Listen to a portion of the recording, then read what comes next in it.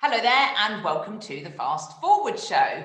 Today I'm delighted to introduce to you Hannah Meaker, who is the Financial Director of Star Linen, in the first of a series of 4 interviews where you'll be meeting the people of Star Linen. Welcome, Hannah. Hi Louisa, thanks for having me. You are absolutely welcome. It's brilliant to have you here today. You've been described by your Managing Director, Stephen Broadhurst, as the abacus of the business. And I'm not surprised, looking at your qualifications. You're a qualified accountant and you've got a degree from Cardiff University in economics and management studies. You are a very intelligent lady. And not only that, you actually have over 13 years experience in the textile industry. Over 11 years of that, I've been working with Stephen, and you've been with Star Linen right from the beginning. So tell me, Hannah, tell me how your role has evolved during this time. I've been involved in finance since I finished university, as you said. It was sort of a natural progression for me from doing an economics and management degree to kind of go through to the accountancy function. So that was something I sort of started from the onset. Luckily, before I started in Star Linen, I've always worked within sort of group companies, which gave me the opportunity to sort of do my studies alongside working, and it also gave me the opportunity to progress and gain responsibility in different areas, get a good full understanding of all business areas. Tell me how, since being with Star Linen, how your role has kind of changed and evolved since the beginning.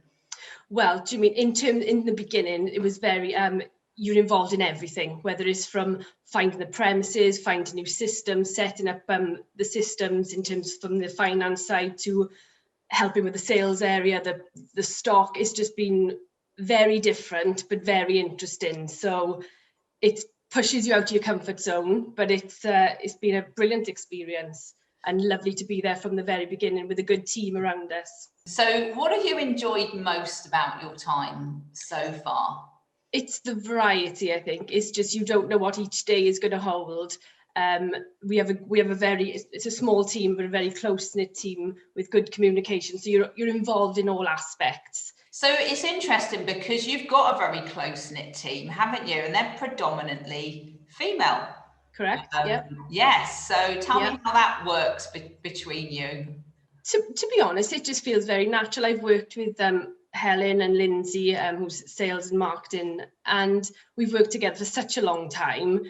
It's a very natural relationship. We all kind of know each other's strengths and weaknesses, and yeah, I think what's key is the communication, and we're very open. We discuss lots of things, and on a daily basis, and we just go from there. So how have you found that Star Linen and Stephen as an MD have really sort of helped you and your role to evolve into the finance director position that you hold today?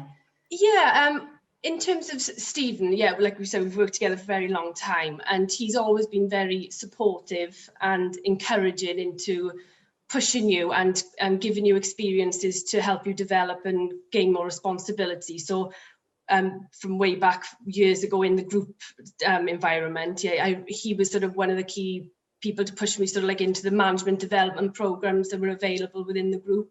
Okay. Getting me more involved in the company as a whole, not just in your finance box, trying to push you out there, which has all given me the confidence and to progress through sort of like a finance role to where I am today. And so how often do you meet with Stephen and speak with Stephen? On a daily basis, daily. And that was before this lockdown and pandemic, but there's very good open communication with myself and Stephen and the whole team, to be honest. He's very much involved, although he's not in the office on a day-to-day basis. Mm-hmm. He's the communicator. He's good in a sense that he'll allow us to he trusts us to make the right decisions on a day-to-day basis, but he's fully aware of what's going on in terms of regular updates. What's his quirky ways then? He must have quirky ways. Everybody's got quirky ways, haven't they? Is there anything really quirky about him? I wouldn't think he just sort of, he demands very high standards. Do you mean he wants things to be perfect? And I suppose that could be his quirkiness. So you said that you get a lot of trust and empowerment. Yeah. Can you tell me a little bit more about that? Well, it's in terms of the day-to-day running of things. I don't feel the need I need to run things by Stephen every 5 seconds. I think he trusts me and trusts the rest of the team, like Helen and Lindsay, the management team, to make decisions that are in the interest of the company. Whether it's stock related, deliveries, finance decisions, I feel confident that he trusts my decision-making abilities.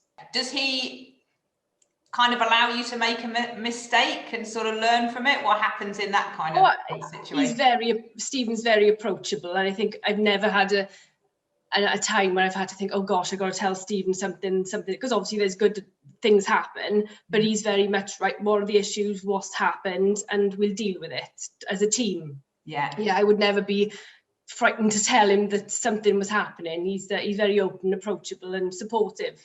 So what would be the one word that you might use to describe the culture of Star Linen? It's very much a team environment. And it sounds a bit cliche, but it is a family. Lots of us have worked together for a long time. We're all in it for the same reason. We've got the same goal, which Stephen has communicated, and we're all on board with it. Thank you so much, Hannah, for being our guest today. It's been a pleasure to interview you and find out more about the team and the people at Star Linen.